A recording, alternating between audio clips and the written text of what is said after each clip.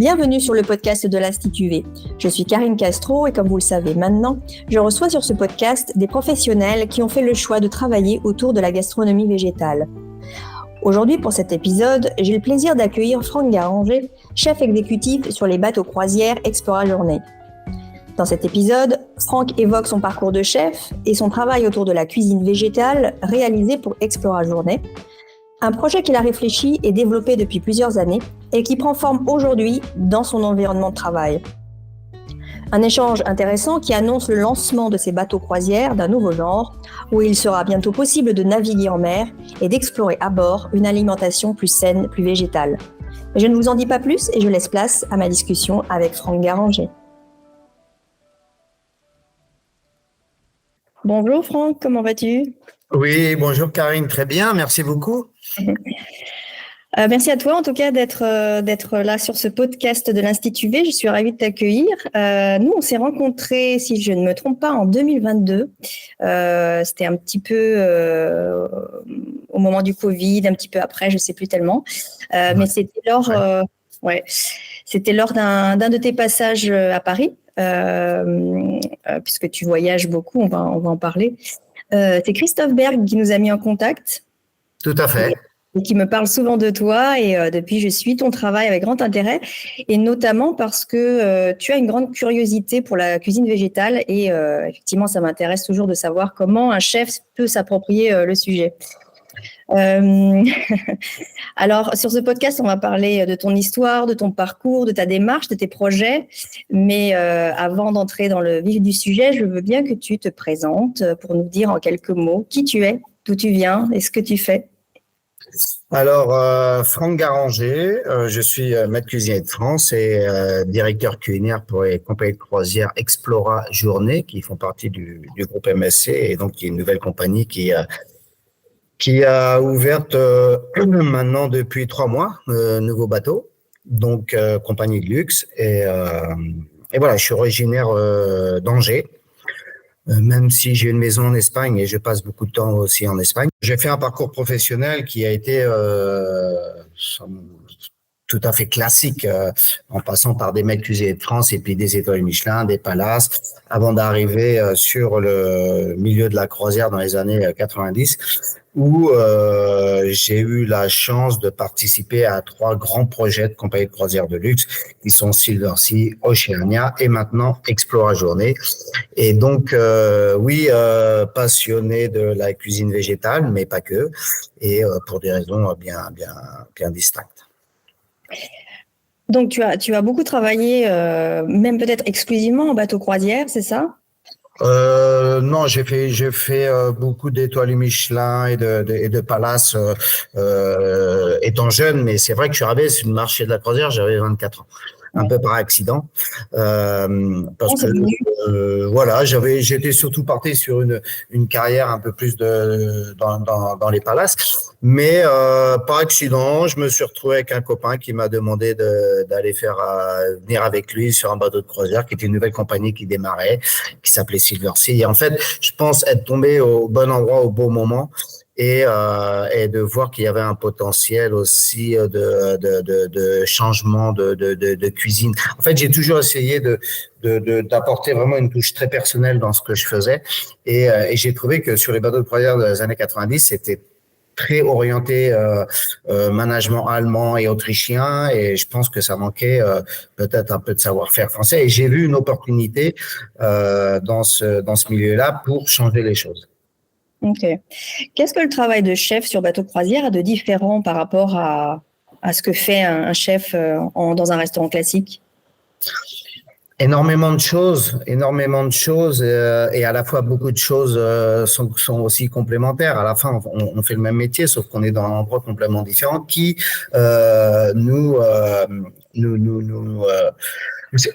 par exemple, quand vous avez un restaurant et que vous êtes habitué à votre petit maraîcher qui va vous apporter les tomates de saison, donc là vous avez vraiment développé la cuisine sur ce produit. Alors moi je le fais, mais plus sur des produits différents en fait. C'est-à-dire que la tomate que je vais acheter à Barcelone sera sûrement pas la même que je vais acheter en étant à Istanbul ou en étant à Miami.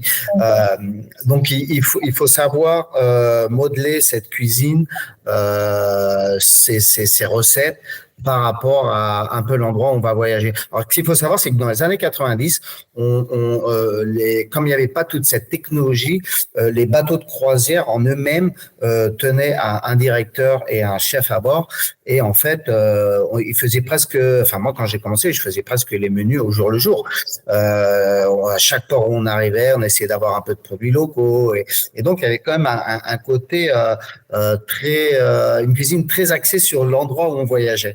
Et ça, c'était quelque chose qui était extraordinaire, qui s'est malheureusement perdu au début des années 2000 parce que faut savoir que 80% du marché de la croisière est détenu par 3 grosses compagnies qui sont basées à Miami, qui sont tous des compagnies au stock market et en fait il y a toujours une rentabilité et après ces grosses corporations veulent diriger un peu tout du bureau et enlèvent au maximum de pouvoir au chef à bord. Et ce qu'on essaie justement de faire avec Explore Journée, c'est de complètement changer cette mentalité et de retourner à cette façon de dire OK, tous les jours, je veux qu'on essaye de voir ce qu'il y a dehors, remettre un programme de poissons frais à 80-90%, ce qui n'est presque pas le cas sur aucun bateau de croisière.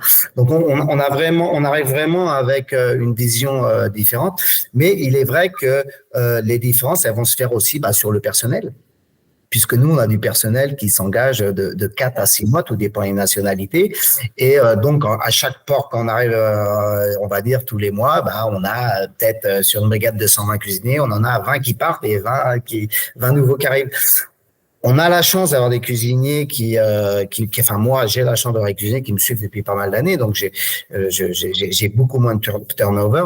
Mais voilà, ça c'est aussi, il faut prendre en compte on travaille avec les mêmes personnes à bord, donc par contre c'est une ouverture d'esprit. Moi je pense qu'en cuisine je dois avoir une quinzaine de nationalités. Donc il y a des avantages, il y a des inconvénients, mais à la fin ce qui est important c'est que on ment pas dans l'assiette qu'on va servir aux clients. Alors, si on parle un petit peu d'Explora Journée, donc c'est en 2022 que tu as rejoint le groupe MSC, c'est ça? 2022, oui, c'est ça. Ouais. Donc, pour expliquer un petit peu le contexte, donc MSC Croisière, c'est une entreprise italienne basée en Suisse qui fait partie du groupe MSC. Et le groupe MSC est leader donc sur le marché du transport et de la logistique maritime, oui, avec une forte présence sur les marchés des Caraïbes, Amérique du Nord et Extrême-Orient. Oui. C'est la 3e plus grande marque de croisière au monde qui détient plusieurs flottes, dont Explora Journée, qui est la filiale prestigieuse et luxe. Et donc, Explora Journée dispose de plus petits bateaux, c'est ce que tu expliquais un petit peu tout à l'heure. Oui. Et c'est ce que tu m'avais aussi expliqué quand on s'était rencontrés. Donc, ce sont des bateaux qui vont faire appel à de nouvelles technologies et qui vont avoir une démarche plus respectueuse de l'environnement. Oui, à partir de 2026, nos bateaux vont être 100% à l'hydrogène, oui. Ouais. Donc c'est cette démarche aussi qui est intéressante de cette compagnie qui va vers les enjeux de l'avenir en fait. Donc toi tu es head chef exécutif pour Explora Journée et donc tu as cette mission de créer, tu as eu cette mission où tu l'as proposée, tu vas nous l'expliquer, mais de créer une offre de cuisine plus responsable, végétale, de santé. Voilà. Est-ce que tu peux nous parler un petit peu de cette démarche du groupe, de la tienne, comment ça s'est créé? Alors, je vais déjà parler un peu de mon parcours et comment j'en suis arrivé à cela. Moi, je suis un ultra-marathonien, malgré mon âge grandissant, mais je continue à faire des ultra-trails. Donc, l'année prochaine, là, justement, je repars pour un an d'entraînement pour faire la Diagonale des Fous sur l'île de la Réunion, que j'ai déjà fait 6 fois.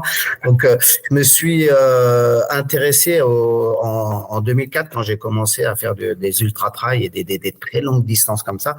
Je me suis vraiment intéressé à l'alimentation du sportif. Et ensuite est arrivé aussi des maladies dans ma famille où j'ai essayé de comprendre un peu ces rapports qu'il y avait sur l'aliment sain. Et petit à petit, au fil des années, alors j'ai commencé justement j'ai eu une période d'ailleurs où je ne mangeais vraiment à 100% que de la cuisine végétale. Je suis redevenu un peu plus végétarien dans mon approche. Et ça m'arrive alors professionnellement bien entendu quand je suis en dégustation de produits carnés, je choisis de le faire, mais c'est vrai que et quand je développe des plats, mais à la maison nous gardons dans la famille, même avec les enfants, une alimentation très végétale, un peu de fromage quand même, c'est vrai, mais et comme je suis quand même gourmand et que j'ai grandi dans une boulangerie-pâtisserie quand j'étais petit, il y a toujours ce côté, voilà, alors toujours rechercher le goût. Et en fait, ces années d'expérience m'ont permis de vraiment aller chercher le goût dans cette cuisine. Alors, la rencontre que j'ai faite avec Christophe Berg il y a quelques années, c'est faite parce que, eh bien, en mangeant comme ça tous les jours, je me suis dit, et puis je voyais les résultats, puis ce que je mangeais, c'était bon, et puis j'avais une forme. J'ai dit, il faut qu'on l'offre de plus en plus. Et puis, on était vraiment les précurseurs, je pense, avec Christophe Berg pour les bateaux de croisière, on parle de ça il y a une dizaine d'années, où vraiment on a été les premiers à faire un juice bar 100% végétal. Et en fait, au début, même mes dirigeants m'ont dit, mais t'es sûr? Enfin, les gens, ils viennent en croisière, c'est pour... Je sais, bah oui, justement, pourquoi pas, justement. Et en fait, l'approche par le petit déjeuner, qui pour moi est le repas le plus important de la cuisine végétale, c'est le petit déjeuner, et c'est là où je m'éclate le plus. Mais c'est vraiment... on a monté ce juice bar et donc des juices, des smoothies, des acai bowls, des blueberry bowls, on a fait des chia yogurt, on avait toute une gamme, les banana pancakes. Et en fait, on s'est aperçu que ça cartonnait, que les gens, ils avaient vraiment besoin de ça. Autant c'est une approche au niveau du dîner qui est, mais ça a quand même beaucoup changé. Enfin, moi, je le suis depuis des années et vraiment en étant à une clientèle américaine à 60%, je m'aperçois qu'en fait, les gens sont pas 100% véganes, ne mangent pas 100% végétal, mais de plus en plus, ils vont l'ajouter dans leur manger de tous les jours. Et quand vous êtes sur un bateau de croisière, je peux vous dire, au bout de 3 jours que vous avez eu des homards, du foie, il y en a partout. Les gens, surtout les femmes, automatiquement vont aller. Ah bah tiens, ce soir, je vais essayer la petite galette de patates douces aux champignons sautés, qui sont des plats 100% végétales. Et en fait, ils vont dire mais c'est super et ça augmente sans arrêt. Donc l'approche qu'on a voulu faire, bien entendu, avec Explora Journée, c'était en premier faire très attention à ce qu'on achète et d'augmenter l'approvisionnement local.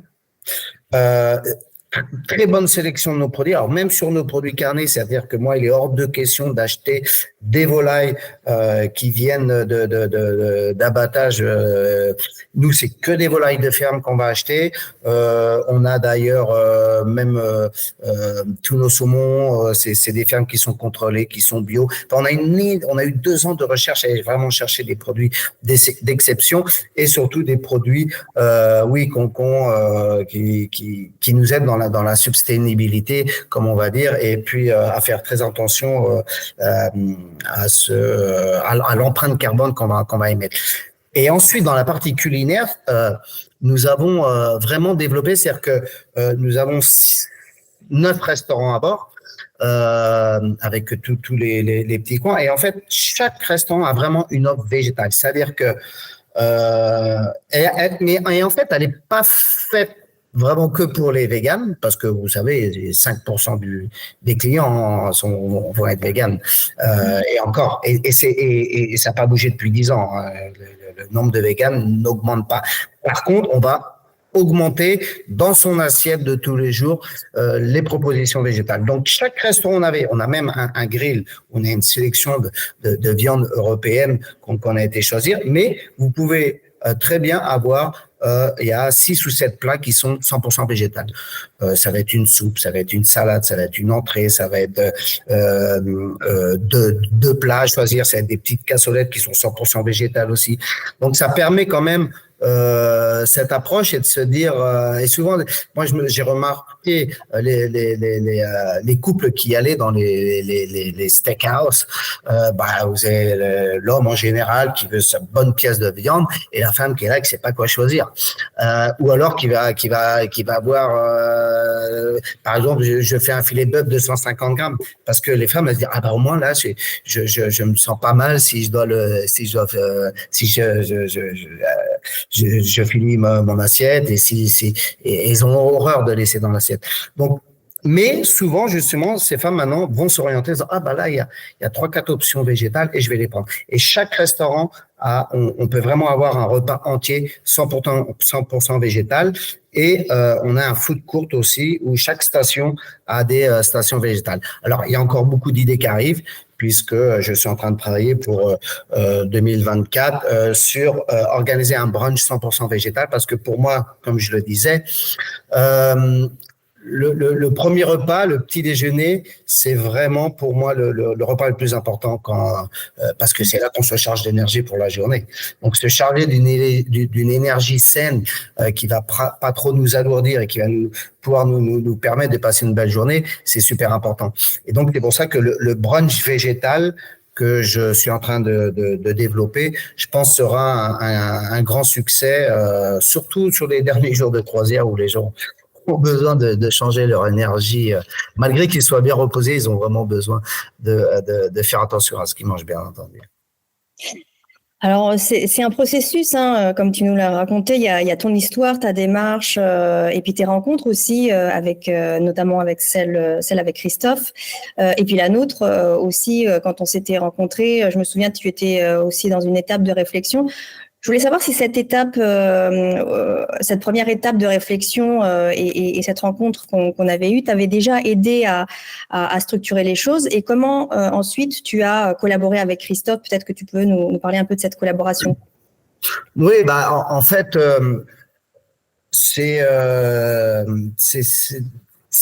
toujours important justement de rencontrer des gens dans ce domaine pour échanger parce que bien entendu nous n'avons pas la même codification qu'il va y avoir dans la gastronomie traditionnelle où nous on a Escoffier avec toutes nos bases de cuisine et on nous a appris depuis tout petit que le repas du dimanche il fallait un animal mort au milieu de la table et de pouvoir justement changer toutes ces mentalités, ça prend du temps, il faut rencontrer des gens et c'est une cuisine qui n'est pas encore codifiée quelque part.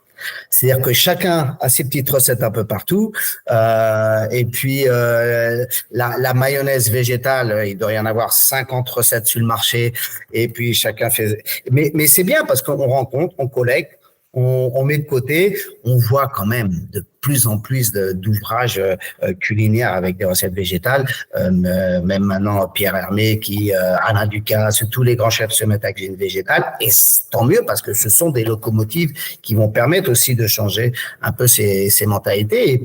Et puis, quelle noblesse de travailler le légume. Enfin, travailler le légume, c'est techniquement déjà beaucoup plus difficile que n'importe quelle autre matière. Et puis, on a une variété qui est juste incroyable. Donc, apprendre comment créer des plats équilibrés tout en respectant toute la structure de la conception d'un plat ou même la structure de conception d'un menu pour que tout se passe bien. Eh bien, on va le faire en rencontrant des gens. Et c'est vrai que je parle beaucoup de Christophe Berg parce qu'on a beaucoup développé. Et Christophe Berg, comme il se dit, c'est un punk de la cuisine. Ça, c'est quelqu'un qui a… Lui et moi, on était vraiment les deux opposés. Lui un peu autodidacte de la cuisine et moi qui ai appris qu'avec des grands chefs. Et puis on se retrouve sur un terrain d'entente déjà parce que c'est aussi quelqu'un qui court et on échange beaucoup sur la course à pied, sur l'alimentation bonne santé.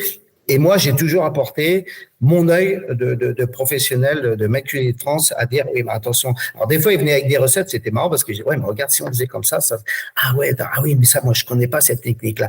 Et en fait, on adore développer ensemble parce que c'est, en fait, cette énergie qu'on a tous les deux, elle est magnifique parce que comme on vient de deux mondes complètement différents, lui, il va faire des choses, je fais, mais ça m'aurait jamais venu à l'idée de créer un plat de cette manière parce qu'il y a aucune technique qui sont dans mon disque dur. Et moi, quand des fois il fait des choses, je me dis ouais, mais regarde, si tu fais comme ça, si tu fais tremper comme ça, et si là à ce moment-là on fait ah ouais, mais moi, et en fait on arrive à faire des plats qui sont exceptionnels et c'est bien parce que on a besoin de partager ça. De faire connaître déjà à nos cuisiniers, parce que moi, ce qui est important, c'est quand même de faire passer ce message. Et je peux vous dire que mes cuisiniers, ils ont une connaissance de la cuisine végétale. Maintenant, ils savent de quoi on parle, ils comprennent. Et donc, c'est important déjà de former ces cuisiniers-là. C'est important de le faire savoir. C'est important d'échanger. Parce que on a besoin d'arriver avec une offre d'alimentation végétale qui soit bonne. Combien de fois moi ça m'arrive souvent d'ailleurs quand je fais des entraînements de vélo où j'ai tous les 2 ans où je pars en Espagne avec un groupe de fous et là je fais très attention à mon alimentation, mais combien de fois vous arrivez dans un restaurant et puis vous dites même végétariens ils sont perdus, alors quand on vous dit 100% végétal, vous dites qu'ils savent quoi faire. Et c'est dommage parce que c'est comme si vous êtes cuisinier et puis vous savez pas cuire le poisson. Bah, vous n'êtes pas cuisinier. Donc, si vous n'êtes pas capable de faire un plat à 100% végétal en comprenant ce que ça veut dire, eh ben, vous n'êtes pas cuisinier, je suis désolé. Et ça, c'est... alors, ça prend du temps, mais par contre, on est vraiment sur la bonne voie parce que je vois que ça grimpe dans tous les domaines. Tu sais que j'ai interviewé Christophe il n'y a pas si longtemps, justement pour un podcast aussi. Et c'est intéressant de confronter un petit peu vos regards, hein, mais qui se retrouvent, puisqu'on retrouve quand même des points communs sur ce que vous dites tous les deux. Et lui, il parle beaucoup de curiosité du chef, l'importance de la curiosité du chef. Et c'est ce que tu dis un petit peu, quoi. C'est avoir cette ouverture d'esprit pour aller vers un territoire un petit peu différent, méconnu parfois par les chefs, quoi, parce qu'ils n'ont pas ce référentiel. D'ailleurs, c'était une question aussi que j'avais, c'est quand tu parles de cette démarche, de ta démarche auprès des autres collègues chefs, qu'est-ce qu'ils te disent, quels sont les retours? Ça,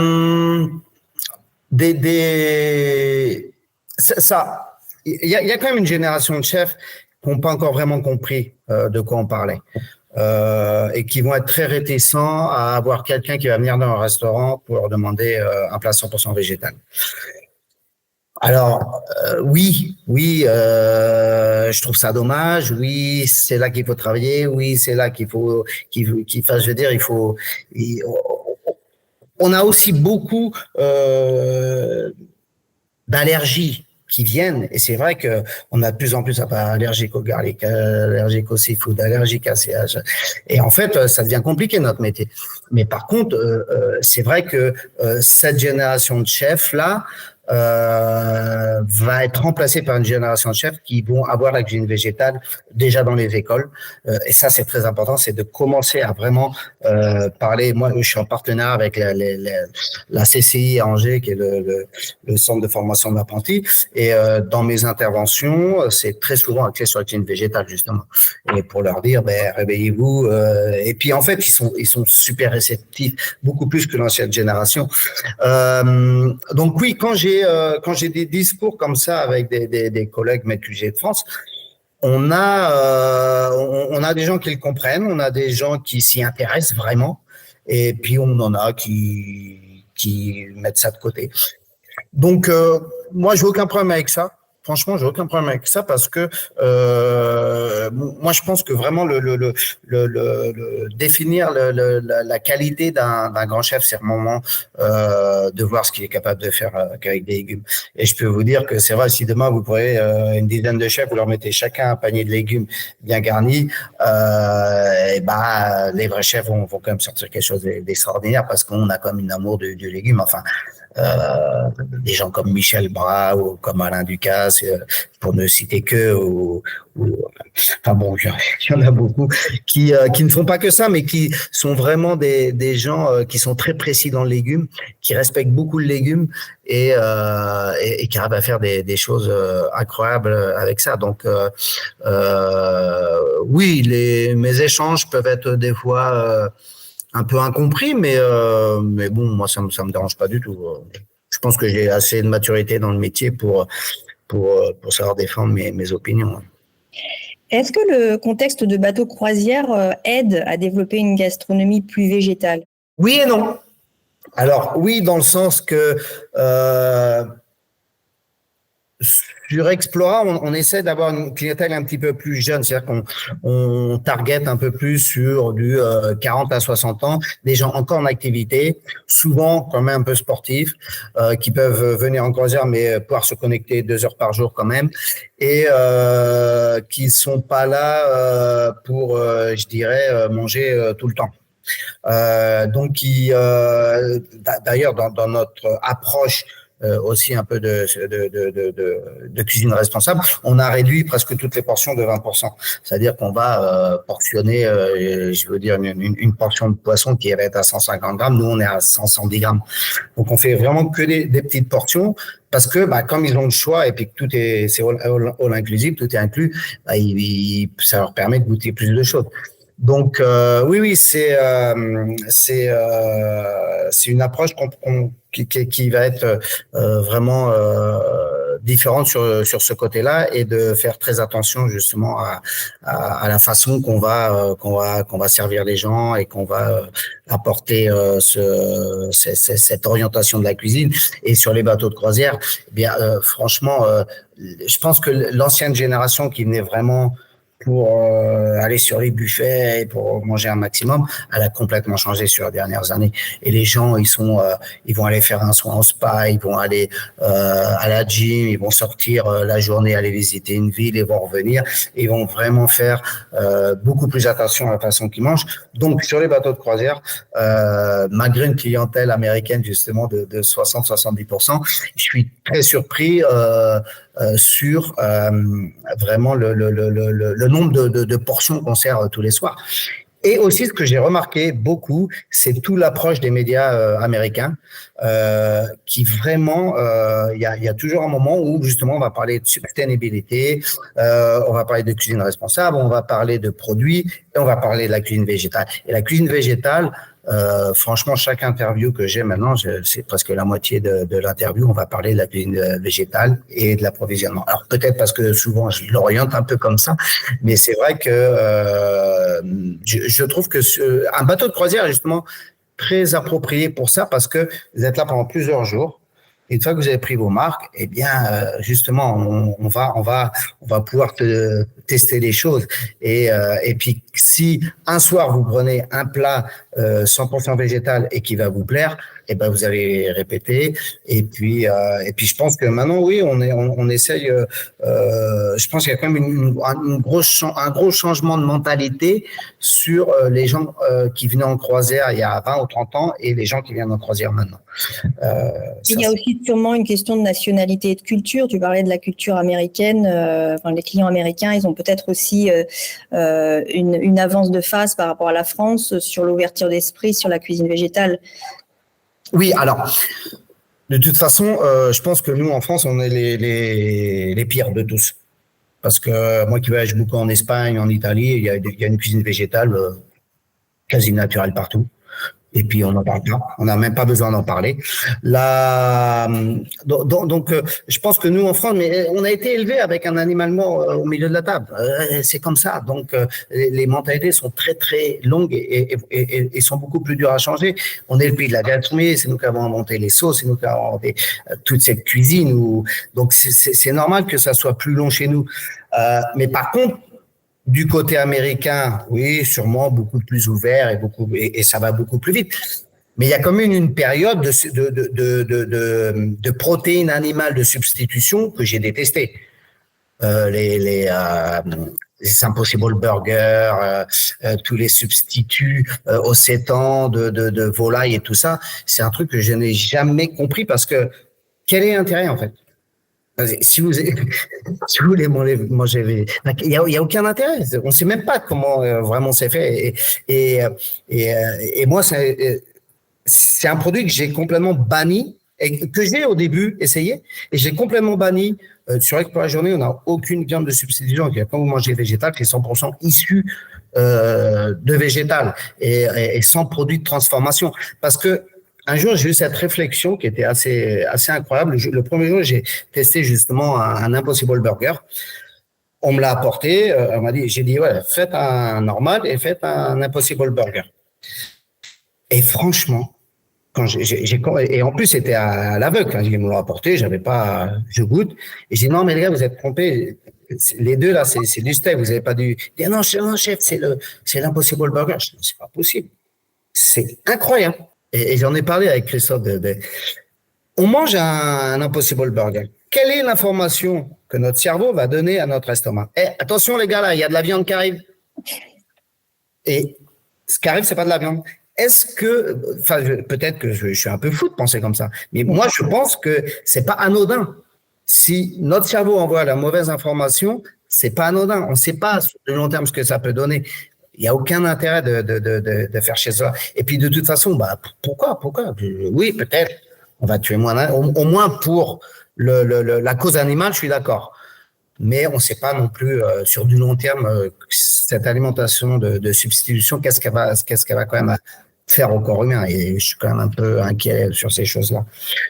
Je pense que c'est une question de repère gustatif aussi. Enfin, quelqu'un qui change complètement son alimentation, et je pense notamment aux véganes, ils veulent quand même garder certains repères gustatifs, un peu comme la Madeleine de Proust. Et donc, c'est le compromis qui leur est proposé aujourd'hui. Ce sont ces alternatives comme la pizza végane, le burger végane, etc. Voilà, moi je l'explique comme ça en tout cas.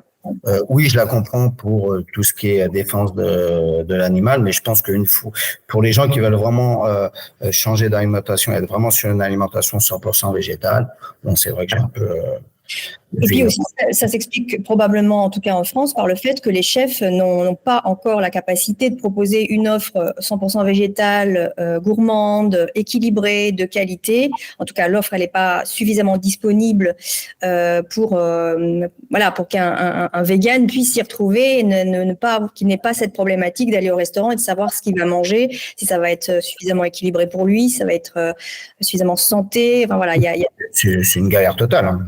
Ouais. Enfin, moi, je voyais souvent avec Christophe Berg et lui, il est vraiment à 100% avec une végétale.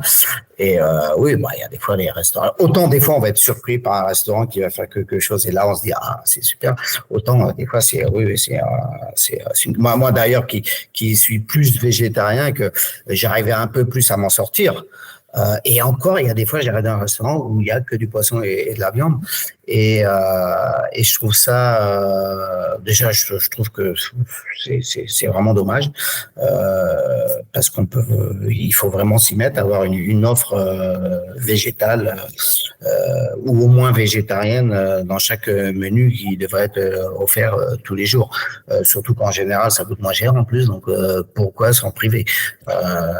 Mais bon. Qu'est-ce qui manque, à ton avis, à la profession, au chef, pour aller plus vers ça? Du temps. C'est du temps.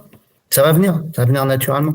La nouvelle génération de cuisiniers, et moi je me rends compte, je suis beaucoup en contact avec eux quand je suis au centre de formation à Angers. On les sent beaucoup plus réceptifs à ça. Alors que nous, on n'en parlait pas du tout à mon époque, dans les années 80, quand j'étais apprenti. Alors que des fois, on faisait de la cuisine végétale, mais sans s'en rendre compte. Mais c'est vrai que les étoiles Michelin des années 80, il n'y avait pas beaucoup de plats végétariens, et encore moins 100% végétal, ça c'est sûr. Et comme le pays du beurre et de la crème en plus, et du fromage. Donc, c'est quand on vous dit oui, il faut aucun produit issu de l'animal, par où on commence. Mais la nouvelle génération va s'y mettre, on va y arriver, et tant mieux. Mais attention, ça ne veut pas dire qu'on va perdre nos traditions de cuisine française. Il faut surtout pas perdre ça. Il faut juste rajouter une petite branche à notre formation. Et apprendre à faire des bases qui vont nous permettre de construire aussi des plats, comprendre bien tout ce qui est les légumineuses, quoi. Les légumineuses, il faut vraiment bien les comprendre, faut bien les travailler. C'est très noble, la légumineuse, et savoir justement travailler dans ce genre de réalisation de plats. Donc, ta vision de la cuisine végétale, de la gastronomie végétale à long terme et la manière dont elle évoluerait, ça passerait par la jeune génération, les jeunes talents, la pédagogie, la formation. Ouais, la formation. La formation, c'est clair. Donc, il faut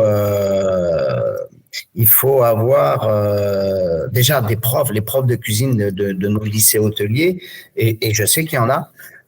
Qui s'intéressent beaucoup plus aux légumineuses, beaucoup plus à cette restauration. Il faut qu'ils, petit à petit, apportent des cours sur la cuisine végétale. Et moi, j'en fais justement au centre de formation à Angers. Et je pourrais leur faire des cours sur la cuisine internationale. Mais en fait, j'ai dit non, je vais vous faire que la cuisine végétale. Et on va, à travers quelques recettes, apprendre quelques techniques. Et je sais que c'est quelque chose qui va être là et ça évoluera. Et après, parler de gastronomie végétale, moi, ça me dérange toujours un peu parce que ça veut dire quoi? Ça veut dire qu'il faut que ça soit joli dans l'assiette, faut que ça soit techniquement difficile, ou faut que ça soit bon. Pour moi, la gastronomie, c'est quand on met en bouche et c'est bon. Et voilà, waouh, ça c'est bien. Donc oui, la gastronomie végétale, c'est-à-dire que chaque plat que je vais servir, il faut que ça soit un wow effect. Donc ça, oui, d'accord. Mais je pense que l'approche de cette cuisine, elle doit se faire en premier par le petit déjeuner et tout ce qui va avec. D'ailleurs, en parlant souvent avec Christophe, puisque on fait beaucoup de jeûnes intermittents quand on prépare des compétitions, et le mieux, ça serait de le faire tout le temps, mais bon, c'est pas toujours facile. Mais dans le jeûne intermittent, l'importance d'avoir on va dire un brunch végétal. Déjà, vous combinez deux repas en un et ça vous permet de pouvoir vous entraîner, d'avoir une belle énergie, de pouvoir bien dormir et surtout de régénérer tous vos muscles, parce que c'est sûr que moi en ce moment je suis en train de faire une préparation marathon. Là, je vais arriver en 3e semaine. Il va vraiment falloir que mon alimentation commence à se mettre en adéquation de mes entraînements. Sinon, qu'est-ce qui va se passer? Je vais créer des tensions, des tendinites, des déchirures, et tout ça, avec le jeûne intermittent et la cuisine végétale, c'est 60% des risques que vous enlevez. Et beaucoup de sportifs commencent à le comprendre, ça d'ailleurs. D'ailleurs, j'en parlais avec Christophe, je me posais la question si la cuisine végétale n'était pas plus adaptée à certains profils comme les sportifs, ou en tout cas un certain niveau d'alimentation végétale qui leur est plus avantageuse parce qu'ils ont cette activité intense en fait. Tout à fait. D'ailleurs, il y a beaucoup d'émissions et de tests qui ont été faits aux États-Unis justement sur des très grands sportifs, et on se retrouve, il y a des hockeyeurs, il y a des haltérophiles qui sont 100% qui sont 100% véganes. Donc voilà quoi. C'est bien sûr que c'est possible. C'est tout simplement que la protéine issue de l'aliment végétal est de meilleure qualité que celle qui vient de l'animal. Donc une fois qu'on a compris ça, et puis elle va générer beaucoup moins de résidus qui vont se retrouver chez nous les sportifs. Les tendinites, ça vient souvent de ça, d'une surcharge justement de toxines qui se mettent dans les tissus et ça pète quoi. Donc c'est vrai que cette alimentation, mais c'est aussi beaucoup de choses, hein. C'est l'hydratation, c'est le sommeil, c'est l'ensemble. C'est l'ensemble, mais l'alimentation végétale, c'est sûr qu'elle a une très très grande part de cette réussite, mais elle est pas facile à faire. Elle est pas facile à faire pour le commun des mortels qui n'a pas de connaissances culinaires. Alors oui, les grands sportifs peuvent peut-être se payer des chefs spécialisés là-dedans, et encore, mais c'est vrai que bon, moi je pense qu'il y a vraiment quelque chose à faire vraiment sur l'alimentation des sportifs en mode peut-être pas de formation en fait, en mode de formation pour les sportifs. Ça c'est sûr. Pour terminer, Franck, est-ce que tu aurais un dernier conseil pour les chefs et les jeunes talents qui voudraient aller vers cet univers de la cuisine végétale et peut-être même rejoindre l'univers des bateaux croisières? Oui, deux choses complètement différentes. L'univers des bateaux de croisière, oui, c'est quelque chose vous savez, les bateaux de croisière, c'est comme les hôtels. Ça va du Formule 1 au Ritz-Carlton. Donc, tout dépend où vous allez. Et dans vraiment la passion de la cuisine, c'est que très peu de compagnies qui vraiment ont un produit de luxe et qui va permettre aux gens de voyager, mais d'apprendre beaucoup de choses. Et c'est vraiment une des meilleures écoles de la vie et une des meilleures écoles hôtelières que je connais, c'est vraiment d'aller sur certains bateaux de croisière, pas tous. Et puis après, oui, la cuisine végétale. Aujourd'hui, il commence à y avoir des formations quand même qui sont assez sérieuses. Et je pense qu'un jeune qui a fini un cursus d'apprentissage doit s'essayer à ça. Mais en s'essayant à ça, il faut aussi s'intéresser et comprendre quelle est l'importance de cette restauration. Et il y a tellement d'aspects différents. Le futur, et cette génération, elle est quand même très protectrice de l'animal. Moi, je vois avec mes enfants, c'est par rapport à ce que nous on était, c'est assez hallucinant. Et ils font quand même si oui, ils sont avec des fois les copains et puis ils vont dans des fast-food, des choses comme ça. Mais il y a quelque chose derrière qui dit voilà, ils sont outrés de voir la traitance animale dans les abattoirs. Ça, c'est vrai que c'est quelque chose qui les choque et ils commencent à en prendre conscience. Donc cette génération va automatiquement aller dans la bonne direction. Et donc pour les jeunes chefs qu'il y a maintenant, c'est vrai que moi, l'offre qu'il y a en ce moment de formation, si je l'avais eu moi il y a 20 ans, je l'aurais fait, c'est clair. Mais il n'y avait pas grand-chose. Et c'est pour ça que je me suis mis en contact avec Christophe Berg, parce qu'en faisant des recherches, c'est lui qui revenait, c'est seul qui faisait des livres. Et puis en fait, c'est comme ça qu'on a réussi à travailler ensemble. Mais maintenant, il commence à y avoir quand même des formations assez intéressantes et il faut les suivre. Il faut les suivre et il faut se l'appliquer. Il faut un peu se l'appliquer à soi-même et il faut après commencer à la mettre dans nos créations. Mais bon, on le voit aussi, malgré que je regarde très peu d'émissions télévisées sur la cuisine, mais on commence à avoir des thèmes vraiment à chaque fois sur la cuisine végétale. Donc voilà, c'est des petites pierres qui vont faire avancer et pour qu'en fait la cuisine végétale devienne une vraie cuisine avec sa propre identité et qui fasse partie de la panoplie dont les chefs ont accès et peuvent comme on va se former sur la pâtisserie, on va se former sur la cuisine végétale, mais après c'est la curiosité et l'amour de faire plaisir aux clients qui va nous pousser à aller vers cette formation. Mais c'est la formation qui va permettre de faire avancer les choses définitivement. Merci Franck pour ce partage, pour ce témoignage. À partir de quand pourra-t-on réserver les croisières sur Explora Journée ? À partir de maintenant, le bateau est lancé depuis début août. Okay. Le bateau est actuellement en train de descendre de New York pour aller sur Miami et faire un petit tour pour se faire connaître dans les Caraïbes, avec un retour en Europe en avril.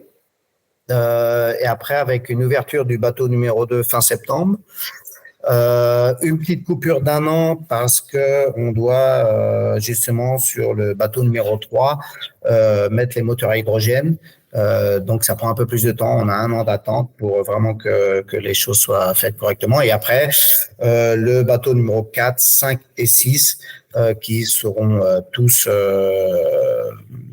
clean et qui seront à l'hydrogène avec une restauration responsable. Donc oui, les gens qui aiment voyager ou veulent découvrir une autre façon de voyager dans le luxe et dans aussi l'éco-responsabilité, eh bien, faut pas hésiter de venir nous voir. Et pour suivre l'évolution d'Explora Journée, donc on peut retrouver toutes les informations sur les réseaux sociaux, Explora Journée. Et oui, Explora Journées avec un S à la fin. Et oui, il y a tous les réseaux sociaux sont là. Il y a les sites aussi pour aller voir ce qui se passe. Et on peut te suivre aussi sur LinkedIn, Instagram. Voilà, j'ai un projet de relancer Green Punk Food, qui était en fait des émissions que je faisais diffusées sur Facebook et sur YouTube où voilà, je faisais des démonstrations de cuisine 100% végétale. Donc j'ai arrêté un peu avec la création pendant 2 ans, développement de la compagnie de croisière. Mais l'année prochaine, j'ai construit une nouvelle cuisine chez moi. L'année prochaine, on va lancer les petites vidéos Green Punk Food. À ne pas hésiter, ça c'est sympa. Il y a plein de bons conseils et de cuisine facile à faire à la maison. Super, on va suivre ça de près alors. Merci beaucoup Franck, à bientôt. À bientôt, merci. Au revoir.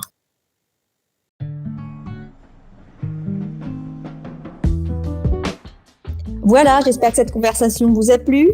Vous pouvez retrouver toutes les informations au sujet de mon invité dans les notes du podcast. N'hésitez pas à partager cet épisode autour de vous si vous pensez qu'il peut être utile à quelqu'un de votre entourage. Et si vous le souhaitez, vous pouvez m'envoyer un message pour me parler de votre projet ou me poser vos questions. N'oubliez pas, pour nous donner un coup de pouce, vous pouvez mettre quelques étoiles et un petit commentaire en bas du podcast, ça nous aide beaucoup. Je vous dis un grand merci pour votre écoute et à bientôt pour le prochain épisode.